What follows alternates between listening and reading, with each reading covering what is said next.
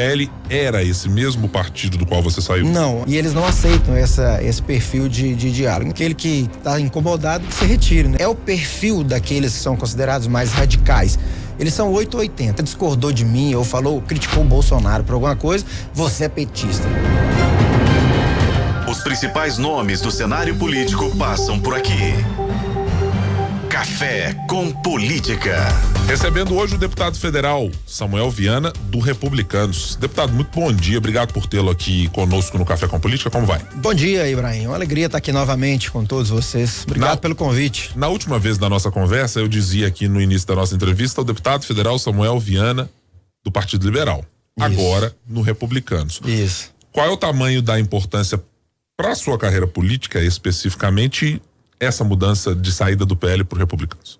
Para mim, particularmente, assim, foi uma decisão tomada no ano passado, conversado muito com o Valdemar, com todos dentro do PL, porque foi uma saída sem rusgas, sem brigas, né?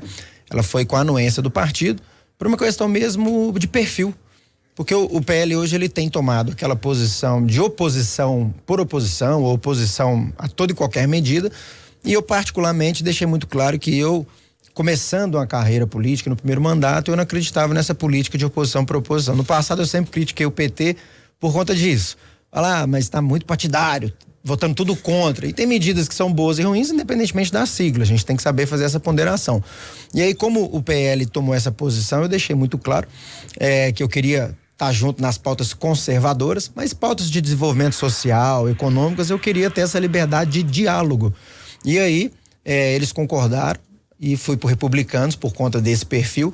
E no Republicanos hoje a gente recomeça o segundo ano aí do primeiro mandato, já com esse tamanho, né, assim, de perfil, de política, dialogar nas pautas de desenvolvimento social, econômicas, mas na pauta conservadora, aquelas que a gente acredita, a gente não ter aí uma abertura, porque nesse ponto eu já tenho mais esse viés. Quando da sua decisão de ir pro PL para concorrer na sua primeira eleição, o PL era esse mesmo partido do qual você saiu? Não, o PL, na verdade, ele antes de ter o Bolsonaro, assim, ele foi um partido de centro, né? E aí ele assumiu essa roupagem do bolsonarismo, só que eu, no meu caso, eu acabei vindo afiliar no último dia, né? Da janela partidária, porque foi um acordo onde meu pai, que as pessoas sabem, é o senador Carlos Viana, fez um acordo de ser o nome aqui para levar o nome do Bolsonaro em 2022, e os partidos estavam muito fechados, porque eu já estava quase 4 anos trabalhando, quando eu era do PSD, né? A juventude, eu era presidente da juventude do PSD. E aí os partidos, não, mas ele vai vir pra cá, vai tomar uma cadeira de alguém, tem chance de eleição. O partido que me aceitou foi o PL, foi até na Nacional direto, não foi nem aqui. O Valdemar, no último dia, me aceitou. Então, quando me aceitou, eles já sabiam desse perfil, né? Foi algo muito transparente. Depois que eu fui eleito, eu cheguei, sentei com o presidente também, não tenho nada a reclamar do Valdemar, sempre me recebeu, é um cara realmente ponderado. E aí eu falei com ele, Valdemar, olha, meu perfil, eu fui votado muito no interior, eu preguei diálogo, eu disse que quem ganhasse para presidente, eu iria ir lá para buscar recursos para Minas, os projetos, eu iria tentar trazer soluções, mas eu não posso ficar nesse perfil, né, porrada demais. E ele falou, não, tá tudo bem, tem esse espaço, mas ali dentro, né, tem os grupos, digamos assim, que eu considero os radicais, os extremistas, e eles não aceitam esse perfil de diálogo. Então, tudo bem, aquele que está incomodado que se retire, né? E eu pedi licença com toda a mineiridade possível e fui por Republicanos. Quando dos episódios mais críticos ali dentro do grupo de parlamentares da bancada do PL, o senhor chegou a ser chamado de o comunista do PL. Aquele foi um momento de decisão para a saída já do partido? Ou já tinha essa primeira percepção de que havia uma dificuldade lá atrás, quando chegou, com isso mesmo que o senhor mencionou, de quer dizer, eu vou ocupar uma vaga que alguém do PL já estava pensando, que a chapa já estava mais ou menos formada. Quando é que a decisão se deu efetivamente? Isso aí, eu já comecei, eu sou muito assim, analítico e de planejamento, então eu já comecei a ver logo no início que eu ia ter dificuldade com os colegas por conta disso, porque é o perfil daqueles que são considerados mais radicais. Eles são 880, assim, ou você tá totalmente comigo ou você é totalmente meu inimigo. E é um perfil meio de canibalismo político, assim, né? O cara discordou de mim ou criticou o Bolsonaro por alguma coisa, você é petista. Então, assim, criou-se em alguns essa ideia. Quando eu comecei a perceber que dentro do partido, do PL, eu ia ter essa dificuldade, eu comecei já a fazer essa construção com o Valdemar, com a liderança, para poder ver. Só que chegou num ponto que fica insustentável, até a convivência, né? Muito ruim. Então, eu te confesso que não foi assim durante a campanha, não. Eu até antes da campanha, porque eu imaginava realmente que não ia ter tanto esse peso, que ia chegar lá e ia poder. Só que no dia a dia, aí o jogo foi outro. E algumas outras questões também que me incomodaram muito, Ibrahim, assim, até não é o ponto da questão, mas eu acho que é importante para nossa conversa aqui. Sim. Por exemplo, eu me afastei lá, a gente tem que escolher os espaços que a gente quer trabalhar em comissões. Então eu falei, essas comissões ligadas às pautas mais sensíveis, vamos falar aí, a cultura, por causa da Lei Rouanet, ou outras questões mais que o pessoal gosta de pegar. Eu falei, eu não quero, nesse primeiro momento, priorizá-las. Eu participo, mas não é minha prioridade. Eu vou para agricultura, eu vou para saúde e quero as outras pautas. E aí veio, por exemplo, uma medida provisória, se não me engano, a 1174, para a gente falar sobre as creches paradas no Brasil. São mais de 3 mil e, se não me engano, 500 mil creches, 450 mil vagas que a gente não tem. Creche de 15 anos parado e várias prefeituras que eu trabalho hoje, no interior, que eu sou ligado, tem creche parada. Eu falei, essa é uma pauta que me interessa. E a comissão mista das medidas provisórias, elas têm quórum mínimo, senadores e deputados. E não estava atingindo o quórum, precisava de uma pessoa para poder dar esse quórum. E eu estava indicado pelo partido para estar lá. E eu cheguei na comissão, por exemplo, e fui registrar a presença, a assessoria chegou e falou, não, nós estamos obstruindo a pauta, ou seja, não registra não, para a gente poder atrasar um pouquinho mais. As medidas provisórias, elas têm 60 dias, prorrogáveis por mais 60, né? 60 dias para poder aprovar, senão ela cai. E aí eu olhei e falei assim, mas peraí, vocês estão me pedindo para obstruir uma pauta ligada a creches, assim, obras de creches, será que isso tem lado político, de direita, de esquerda, de oposição? Falei, olha, vocês me desculpem, eu não vou obstruir, não. Eu registrei presença e tal. Então, assim, esses são os pontos que faz com que a gente tenha uma roupagem ali que não tem a ver com o nosso perfil. Então, por coerência, por aquilo que eu preguei, né, também dentro da campanha, o caminho natural foi de priorizar essa política em detrimento daquela mais radical, de choque. Isso. Nós tivemos já, e conversávamos aqui antes do início da nossa entrevista, pelo menos 5 parlamentares que deixaram o PL e já estão procurando. Sim. Procuraram outras legendas ou se encontraram em outras legendas. Tem no âmbito nacional. Aqui em Minas eu fui o único, né? Exatamente. O senhor acha que essa é uma tendência, considerando o perfil do tempo que o senhor permaneceu por dentro do PL, que é para as eleições municipais, esse perfil mais bélico vai diminuir dentro do partido, ou este será a tônica do partido? No âmbito nacional, a impressão que eu tenho, essa é uma impressão minha pessoal, sim, tá? Eu acredito que a gente tem ali, no mínimo, uns 10 a 15 parlamentares insatisfeitos com esse perfil de também querer dialogar e ser tratado como comunista, simplesmente porque em pautas como essa das creches, eles querem contribuir com a situação.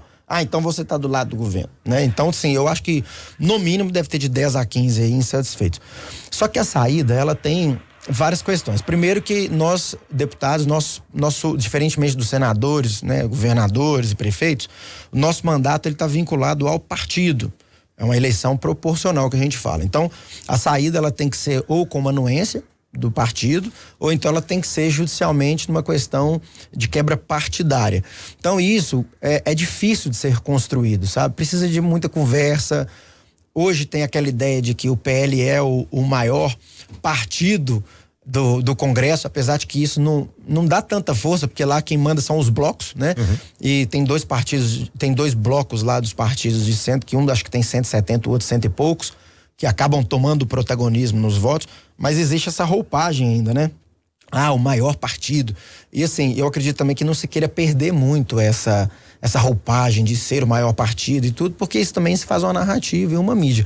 Mas há insatisfação, né, de alguns parlamentares, e tem outras questões também que eu avalio que possam pesar, às vezes, para a permanência ou não de alguns parlamentares. Mais uma vez, isso é uma análise pessoal, sim, né? Claro. Esse ano eu acredito que a relatoria do orçamento fique com o Partido Liberal, por um acordo que eu acredito que tenha sido feito.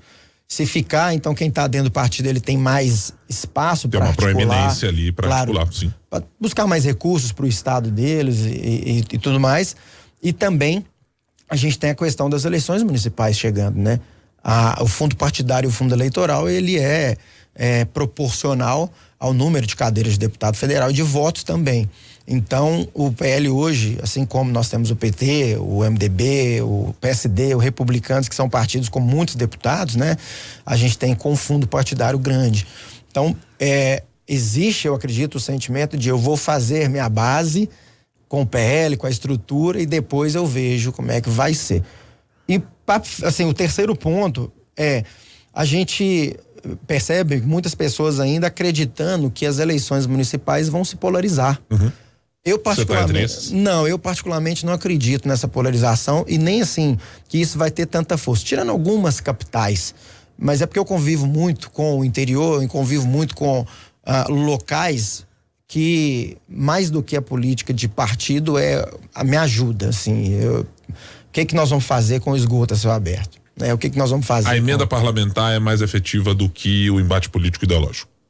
Não é só a emenda, né? Mas assim, o contexto político todo de necessidade de levar uma solução ali para um bairro, para o interior, eu acho que vai ter um peso maior na eleição municipal. Eleições nacionais não, elas envolvem essas discussões ideológicas, porque lá no parlamento é local de se discutir isso. Agora, eu não sei se na Câmara, eu acredito que não, seja local para ficar discutindo, vamos colocar aí, casamento homoafetivo, por exemplo, que é uma discussão que voltou lá. Não é local. O município, o cara quer do prefeito, ele quer do vereador, ele fala, vai resolver aqui a urbanização do meu aglomerado, né? Então eu acredito que isso não vai ter peso, mas tem muita gente apostando nisso ainda. Falamos sobre eleições municipais e você mencionou na sua história política o caminho que o seu pai ajudou a fazer com que você seguisse para o PL naquele acordo final para as eleições de 2022. Para esse ano de 2024, a sua ida para o Republicanos pode contar no sentido inverso? Seu pai pode ir para o Republicanos para ajudar também num projeto que seja municipal para 2024? Hoje o senador, né, meu pai, Carlos Viana, ele está no Podemos, está afiliado ao Podemos, sim, apesar de que ele foi candidato pelo PL nesse acordo que fez.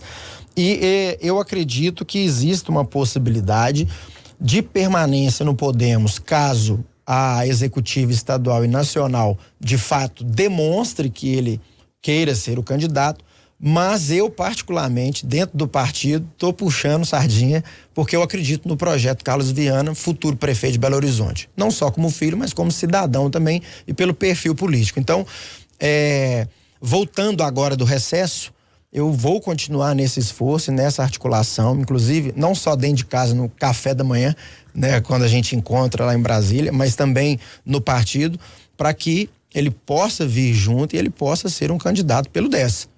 Já tem o Samuel Viana, 10 aí, quem sabe pra frente a gente não tem aí também um Viana aí no Republicanos, né?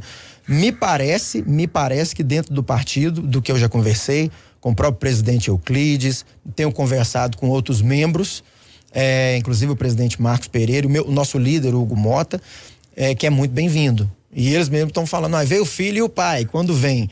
Então as portas estão assim mais do que abertas para que a gente possa ter aí um projeto para a Prefeitura de Belo Horizonte e encabeçado aí para um futuro pré-candidato, né, a prefeito de BH, Carlos Viana. Deixa eu perguntar agora sobre uma relação entre bancada de Minas Gerais e governo Zema e governo federal. Certo. Que essa discussão ganhou corpo em função de como a dívida de Minas e as alternativas ou a alternativa que está sendo aí discutida à mesa do regime de recuperação fiscal foi colocada. Mas eu ouvi de alguns parlamentares de que há uma distância já de algum tempo entre a bancada de Minas e as discussões diretamente com o governo Zema. De fato ela existe e há uma dificuldade em conversar com o governo em pautas ou saber do governo qual é a prioridade que ele quer colocar numa discussão?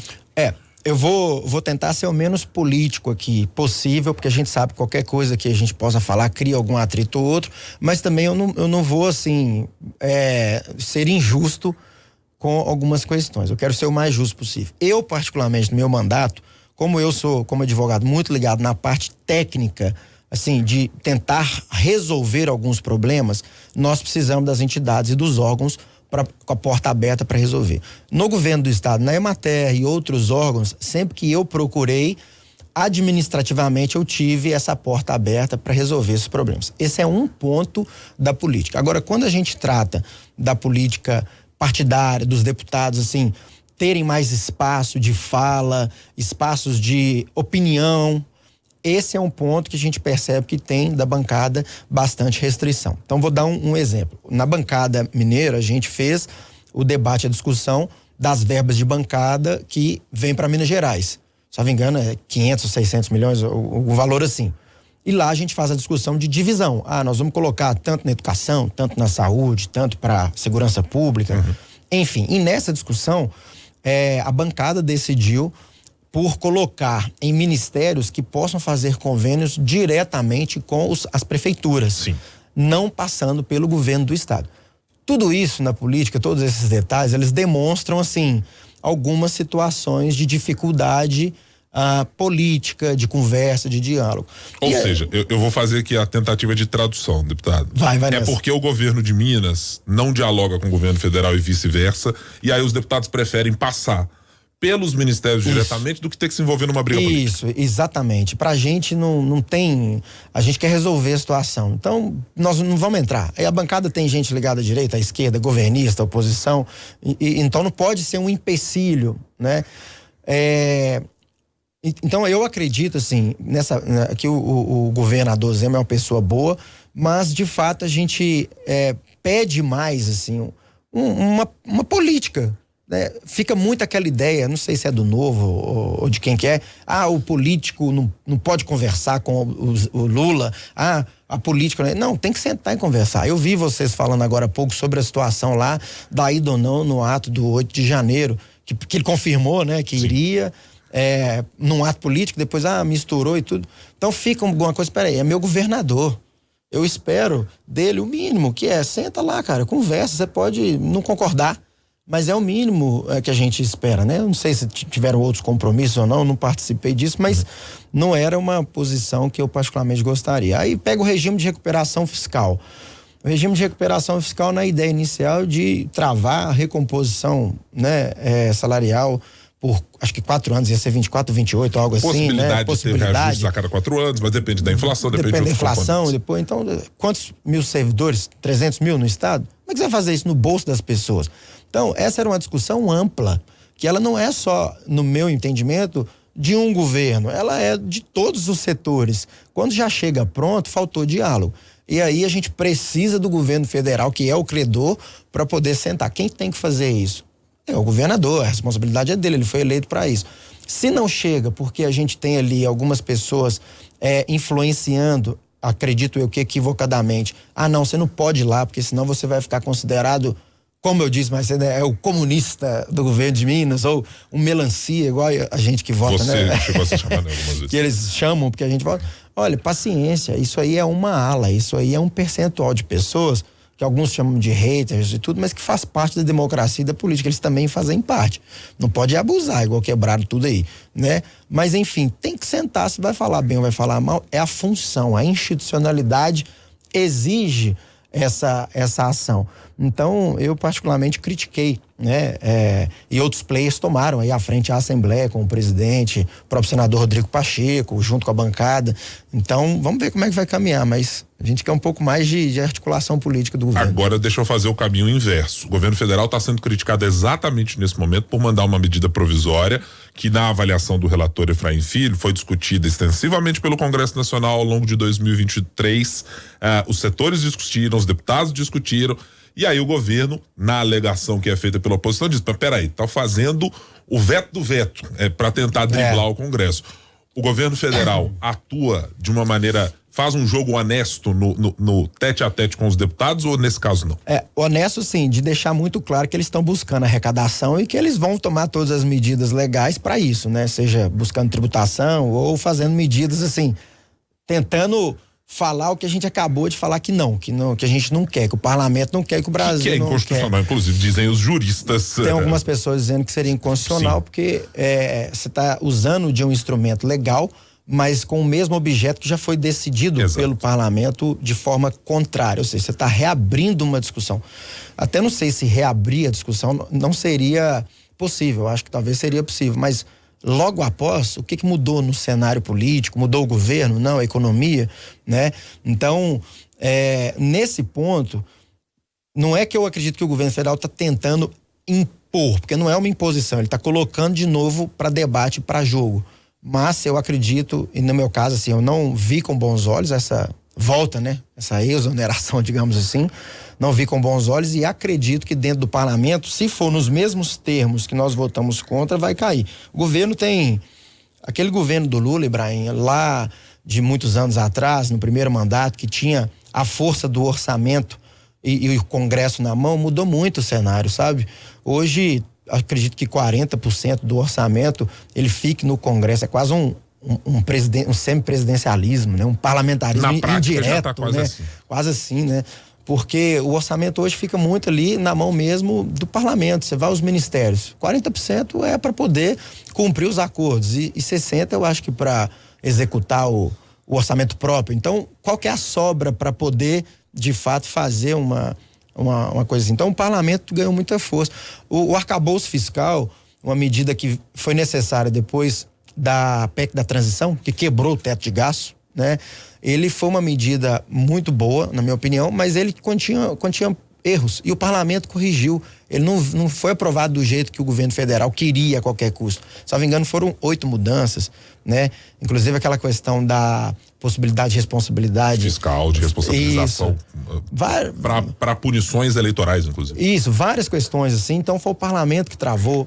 A reforma tributária veio de uma forma, você vê aí entraram também os setores, o parlamento recebeu lá os governadores, o Tarcísio foi um cara excelente, na minha opinião, foram vários os setores, o rural, bancada que eu faço parte, então assim, mudou a proposta.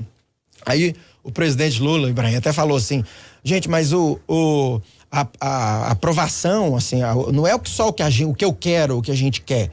O que ele quis dizer com isso? Ele compreendeu, acho que ele estava até meio assim, com raiva, porque estava sendo cobrado. Olha, o parlamento está mudando as coisas, mas mudou muito o cenário, né? Então o parlamento tomou uma força muito grande. Eu não sei se vai para frente essa... Como é que é? Desoneração. Da reoneração. Nós estamos conversando com o deputado federal Samuel Viana. No Café com Política. Hora do bate-pronto. Agora é a hora boa. O bate-pronto. Vamos aqui, perguntas e respostas rápidas na mesma proporção, deputado. Mas eu sou advogado, né? Advogado gosta de construir o raciocínio e tal. Por isso que a gente deixa pro final. O PL é uma oposição unida ao governo Lula? Parcialmente eu acredito. Acho que nos bastidores tem muita coisa aí, talvez que a gente não saiba, mas acredito que possa ter muitos acordos aí. O ex-presidente Jair Bolsonaro, numa palavra? Numa palavra? Intransigente. Presidente Lula e o governo dele, 3 numa palavra. Presidente Lula e o governo 3, um motor ainda motor fraco ainda, o motor ainda tentando girar a engrenagem. O presidente da Câmara Municipal de Belo Horizonte, Gabriel Azevedo. Um cara jovem, inteligente, mas que tem errado o tom. Carlos Viana no Republicanos em 2024? É o meu objetivo e acredito que o melhor para a Prefeitura de Belo Horizonte. Samuel Viana, deputado federal pelo Republicanos, nosso convidado de hoje aqui no Café com Política. Obrigado, deputado, sempre bom tê-lo aqui para nossa conversa, acho que anual. Ano passado tivemos 1 ou 2 conversas e agora mais uma aqui. Obrigado pela presença no café. Obrigado, e sempre que tiver o convite pode ter certeza que aceitarei. Gosto muito de estúdio, de rádio, pelo DNA que tenho, inclusive foi criado dentro de estúdio. Não me tornei radialista e nem jornalista, mas admiro muito e gosto muito desse ambiente aqui. Se eu puder contribuir, estarei sempre aqui. Obrigado. Sempre bom a gente trazer os assuntos de Minas para tratar aqui com os nossos ouvintes.